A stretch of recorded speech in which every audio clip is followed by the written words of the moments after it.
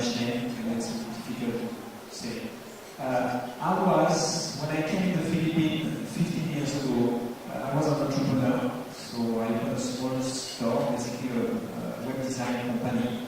And then I started to grow it. We saw the opportunity of online marketing, so from the technical side, people started to think about how do I market my business through a website. And it was just the beginning of online marketing your company through digital. So timing-wise, it was a perfect time for us to start growing this area. And the timing was good. We grew up. GroupM was one of our biggest clients at this time. And then we became the biggest company in online digital at this time. So I'm now part of GroupM. GroupM is really about media. So our job is to buy media for clients from TV to digital. And because GroupM is a very big company, we have 50% of the media spend of the Philippines going through GroupM. That gives us a kind of power of negotiation. When you do media, negotiation, volume is important so that you can basically negotiate for your client. So that's a quick background.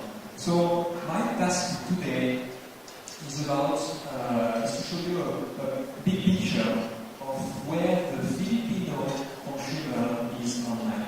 So I'm not going to drill down on how to maximize it because that's going to be the next speaker to talk about it. And maybe more what key points you need to be aware, you need to be careful when you are thinking of going online for digital. So first things first, let's go for a pigeonhole survey. So, okay.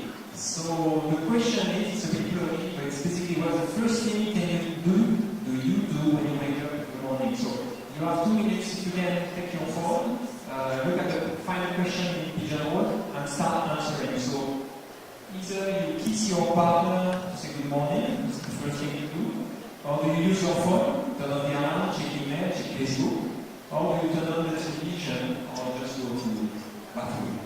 So what is the first thing you do in the morning when you wake up? If you can answer now, because we're going to see live, the answer live on the screen. Can you see the results? Okay, so only 9% kiss his wife or his husband in the morning. And 77% check their phone. That's a good news because that's what I'm going to say later. So luckily you're confirming what is happening.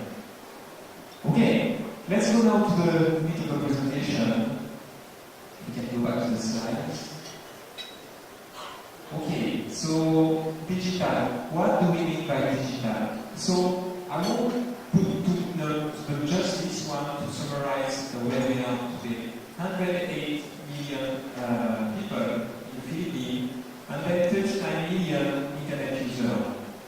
The truth is, this number, this 7 million, is only the permanent connection.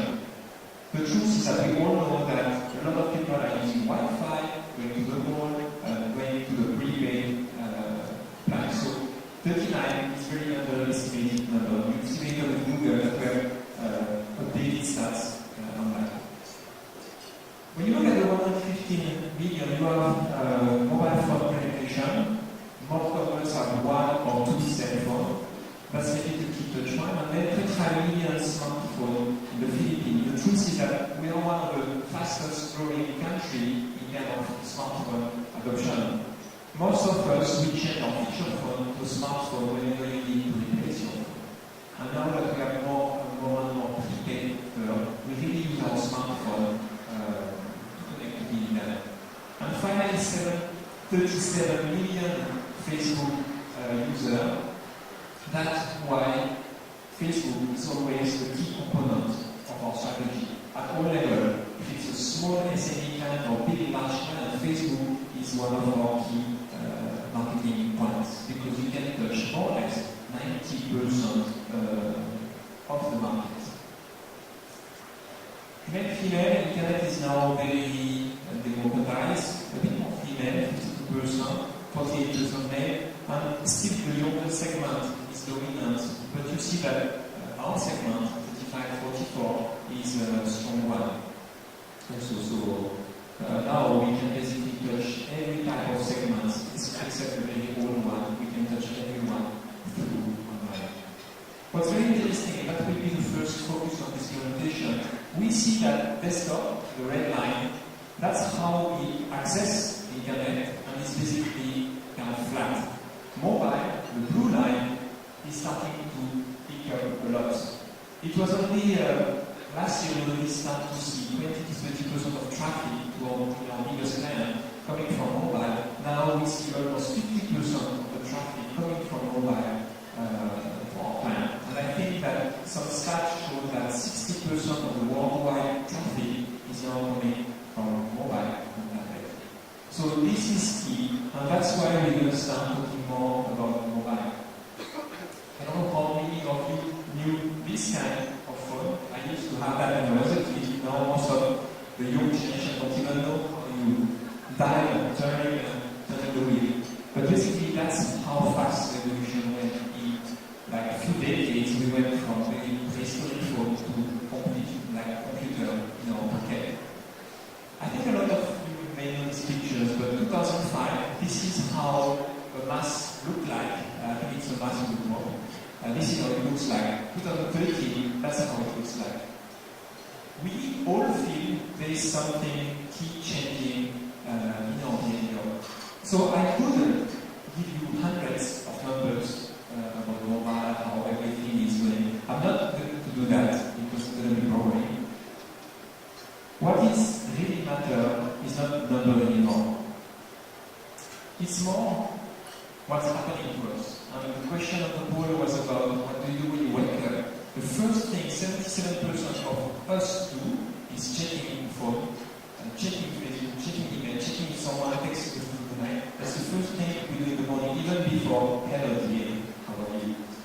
So cell phone is the first point. It's not your laptop, it's really your cell phone. Breakfast time, think about what you do. Personally, I check on my iPad the news, look at some information, so still not desktop, tablet. Commuting time, this is a true picture of the MRT queue for commute in the morning, huge waiting time. What most of these people are doing, of course, cell phone, either playing game or browsing Facebook, internet. So still no laptop. So when you look at one day in your life, what you realize is that the time we are in front of a desktop becomes very limited versus the time we spend on our mobile. Basically, we are in front of our desktop during office hours or sometime at night, but we want bigger screens to do something. So us, marketers, are we really taking advantage of the situation? If you look at this, the kind of reach we have, we see that online, early morning, we have a peak. So typically, that's validating what we are seeing in our behavior. Lunch, we are with our friends, don't really go to online. And late afternoon, commuting or at home, that's where we have a peak again. Then dinner time, going down, and then going up again, late evening. That's where we are there, we are browsing, reading, watching a movie in our tablets or in our cell phone. And then when you see TV, the only real peak is early evening, you watch the news, TV or the teleseries. If you look, I think it's not one replacing the other one. It's more multi-screening type of behavior that we see now. The red one is mobile, the violet one is TV. And what we see is that at key point like morning and evening, you can basically reach your consumer through both of these medium. So for example, early evening, 41% of people can be reached through TV, 34% of people can be reached through mobile.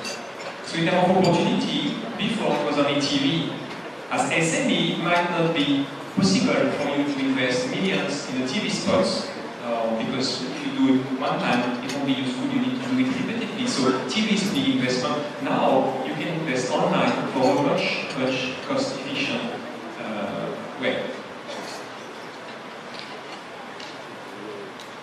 And Philippines, usually everything is a bit extreme. When Friendster was there, it was huge, number one. Facebook came, it disappeared, and Facebook became huge, number one. It's like when someone likes something, the viral effect, the snowball effect is always big. So time spent on mobile, basically you see it was almost on par with the global average. The more we go faster, longer than anyone else. So basically now, Filipinos spend 2.7 hours per day on their cell phone versus 1.8 global. So again, mobile is key for this market. Advertising spend is a very key indicator of is the industry investing for the media. So meaning we want to push a product. Where do we put our money as a company? Right now we put it on TV. 80% of the spend or more is going to TV. But where is the opportunity? If we see how important is mobile, now we are getting 1 to 3% of the spend going to mobile. So there is something here a bit worrying. And the big question is, are we missing something? Is there a big opportunity that we are missing in this field? So, in terms of first key of this session, it's really think digital, think mobile first. When you think about your website, don't even think desktop. Desktop will be there anyway. Think mobile first. How is it going to be on mobile? When your consumer will look at it through the tablet, through the cell phone, how it's going to look like? If you are happy with this, you can start saying, okay, how it's going to look like on desktop. Even if it's not very important because it's an easy part of the job. But mobile is key. So we need to shift the mindset from a desktop-oriented mindset to a mobile-oriented mindset. Because you saw on every stats, this is where the consumer is. And it's more complicated also to be impactful on mobile. Right, next area, social media. We all know, and no surprise there, that Philippines is a very highly social country. If you look at the light blue line, it's the Philippines versus the global, which is the dark blue line. At every range, 2 to 3 hours, 3 to 4 hours, Philippines is always overshooting the global benchmark. So Philippines is overspending time on social. Facebook, 90% of the online population is Facebook. You see the active usage, because sometimes we have accounts but it's not really active. We have more or less 60% of the account really active, and we see that it's very stable. It's not really, we see sometimes a bit of decrease when it starts to be a bit boring, then Facebook starts changing the algorithm, and then people come back. So I think we all relate to that, and we are still all very heavily on Facebook. But the question that a lot of our fans are asking, is it collapsing? Especially with the new changes that happened this year. We had a change on the organic reach. Before you post something, there are big reach that's being displayed on your friends' page, etc. So as a brand, it was very easy. You push it, and then it appeared everywhere without paying anything to Facebook. They changed it, and now you don't have so much reach anymore, except if you are news type of content, so really not really branded type of content. So engagement, we clearly see declining. But the point of view of Facebook is basically to favor the best audience, meaning you will now try to show your content only to the best audience and not to anyone like before.